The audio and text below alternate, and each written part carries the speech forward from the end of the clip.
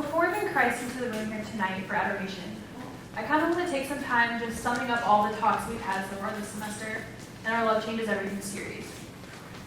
So we started at the beginning of the semester with Brian's talk on Coming As You Are, and we followed that with both Kayla and Caitlin talking about falling in love, whether that be with God, with our Mizzou community, with our new community here, with our future careers. And then Madeline came and talked about broken hearts, and of our love for what we're passionate about in this life. And then last week, Levi spoke about our love for others in a romantic type relationship. And what I want to do is kind of tie a common thread through all these talks, kind of sum them all up and bring them full circle. And if there's anything you take from my talk tonight, I want it to be these 3 words. Even if this is all you remember, I want it to be this. You are enough. These days our world has gotten relatively good at reminding us that we aren't, that we should always be more and be doing more. You may have run 8 miles today, but he ran 10. You may be really involved in, say, 2 organizations on campus, things that you love, things that you're really passionate about, things that break your heart. But your friend is a part of 6, and somehow she still manages to keep up with school and her job and the rest of her life. So many of your friends are in what seem to be strong, healthy dating relationships, and you begin to wonder, is there something wrong with me? We're constantly trying to prove to the world that we're enough. And the world will continue to beat us back with reason after reason for why we aren't. We're worried about doing enough, loving enough, serving enough, having enough, being enough. If you're like me, I always feel like there's more I can be doing. Half the time I'm writing out tomorrow's to-do list when I barely made a dent in the one for today. But we should never define ourselves by how many items on our to-do lists have a line run through them. Another great example of this is relationships. We don't really like to admit this, but at times we kind of change who we are to fit this idealized image of who we think we should be.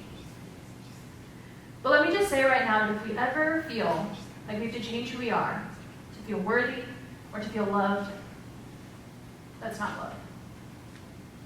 A true relationship will never make you feel that way. And a true relationship with our God will never make you feel that way. We're always trying to measure up. But to what? To who? Who are we really trying to impress? Because the one we're living for, he doesn't care about our grades. He doesn't care about how much money is or isn't in our bank accounts, and I can guarantee you that he sure doesn't care about how many likes or followers we have on any of our social media accounts. When we fail to live up to our own expectations and those that we think others have of us, this is when we begin to feel worthless and broken. We begin to feel like we aren't enough. The endless striving for perfection wears us out. And instead of our daily lives allowing us to grow closer to God and to others, we end up farther away. The Lord's love for us is unconditional. It has no requirements. There are no fine print exceptions. Nothing we can do can make God fall out of love with us. Nothing we can do can make God fall out of love with us. And on that same note, there's nothing we can do to make him love us more than he does. His love is unwavering and unchanging, and it's constant. It always has been and always will be. And when we find ourselves striving to be the best and sizing ourselves up against others in this life, I hope that we're able to take a step back and remind ourselves of this. If we truly believed in God's unwavering love for us as we are, we wouldn't feel the urge to impress. A little throwback here to Jesse McCartney and one of his most popular songs from the early 2000s, a song called Beautiful Soul, which I'm sure you guys have all heard. I'm really sorry if you hate that song, because it's probably going to be stuck in your head for the rest of the night. But in it he sings, I want you and your beautiful soul. These same words are whispered in our ear by our Lord, and we ignore them. Us and our beautiful souls is all he wants from us. Not our mile-long resume, not our overloaded trophy case, not all those letters that we have accumulated after our names when we graduate, but you and your beautiful soul. We have the lyrics of this song memorized, We know them by heart. But we don't seem to actually believe them when they come from the mouth of our God. If the conditions for acceptance into heaven were that we all be perfect, none of us would make it. And yet, despite our screw-ups and our failures and our 15 campus parking tickets, and the questionable choices we may have made last weekend or even last night, we make it. And it's not because of anything that we do, but because of what Jesus already did. What he did right here. We don't have to consume ourselves with trying to be enough, or to think we have to prove our worth to enter the kingdom of heaven. Because in the eyes of God, we are already enough because of him. His love for us was so great that he died to give us a chance to live a life of love. And we can also take a little different perspective here on being enough. And we can look at how we make other people feel like they aren't enough. This could be our friends, our family, our coworkers, and even strangers. We judge other people for how they look, for what they wear. We judge them based on how much money they make, what kind of car they drive, and what their family situation is like. We begin to define others by all these things, and we get wrapped up in our own pride. We go running through our lives trying to be it all and do it all, to make ourselves look good and to prove our worth. And along the way, we end up brushing right past the people that God needs us to see, the people that God needs us to love. We're too busy proving ourselves that we fail to see the beautiful souls struggling right next to us. Maybe all that person needed today was for us to come along and remind them that they're enough and that they're loved. But we're consumed with trying to find a way to make ourselves believe the exact same thing. We also need to ask ourselves if the love that we do have for others is true. Because there's a difference between loving someone to their face, loving them for what they have or who they seem to be on the outside, and loving them for the simple fact that they're a child of God and that they're perfect just the way they are. That because they are complete in the eyes of God, they're complete to us. When we think about profound love here on earth, I think that one of the first examples to come to mind is Mother Teresa, a woman the world deeply admired and a woman who cared and loved thousands upon thousands of people in her lifetime. Whether or not we believe it, all of us are capable of loving like Mother Teresa. She was human, as are we. And I think the key to the love of people like her, and there are so many other examples, Pope Francis is another great one. The key to their love is seeing the face of God in everyone. Each and every person we come into contact with every single day of our lives. And if we truly acknowledge God in everyone, we would accept them without hesitation. We would see them the way that God sees them and love them as they are. Despite their sinfulness and their brokenness, we would see that they are enough. This isn't easy. It's not, and it never will be. But this is where we look to Christ as our example. A pastor from Michigan by the name of Kevin DeYoung wrote a fantastic, actually very short book called Crazy Busy. If you guys haven't read it, never heard of it, I highly recommend it. In this book, he explains, and this concept blows my mind every time I think about it because he's absolutely right. Though Jesus was perfectly capable of doing so, not even he did everything, went everywhere, and helped everyone. And if he says, Jesus didn't meet every need. He left people waiting in line to be healed.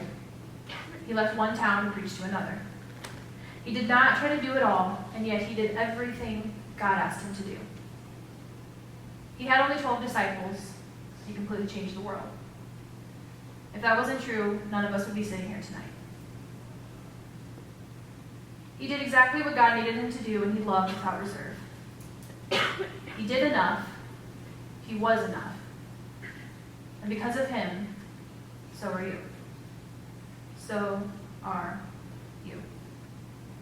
We must be confident in knowing that we're doing what God asks us to do here on earth, and that we're doing enough. There will always be more love needed in this world, but we continue to love nonetheless. Loving just that one person may seem like we're only adding a few drops to this large, daunting bucket, because there are millions of people in need around the world, and millions of people who need to hear those 3 words. But taken a different way, I think that by loving, we're filling the small buckets of each individual person to overflowing. If we enter the lives of others and overflow their buckets, we just might find that ours was overflowed in return. Mother Teresa once said, "I never look at the masses as my responsibility. I look at the individual. I can love only one person at a time, and I can feed only one person at a time. Just one.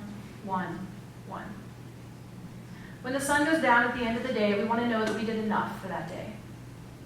And I think that if we're mindful and attentive to the needs He places directly in front of us, we will have done our part. We may not think we accomplished very much, but taking care of and loving those who tumble onto our path instead of chasing what we think will impress is all He asks of us. Some of the best love happens in the most seemingly mundane and insignificant moments of our lives. Hebrews chapter 13, verse 2 says, "Do not forget to show hospitality to strangers, for by so doing some people have shown hospitality to angels without knowing it."